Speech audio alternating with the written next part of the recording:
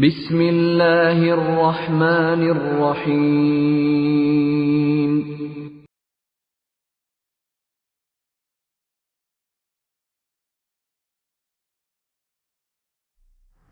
اس حدیث کو ہم سے عبداللہ بن محمد مسندی نے بیان کیا، ان سے ابو روح حرمی بن عمارہ نے، ان سے شعبہ نے، وہ واقد بن محمد سے روایت کرتے ہیں۔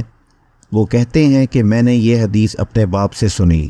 وہ ابن عمر رضی اللہ عنہما سے روایت کرتے ہیں کہ رسول اللہ صلی اللہ علیہ وسلم نے فرمایا، مجھے اللہ کی طرف سے حکم دیا گیا ہے کہ لوگوں سے جنگ کرو اس وقت تک کہ وہ اس بات کا اقرار کر لیں کہ اللہ کے سوا کوئی معبود نہیں، اور یہ کہ محمد صلی اللہ علیہ وسلم اللہ کے سچے رسول ہیں، اور نماز ادا کرنے لگیں اور زکوٰۃ دیں۔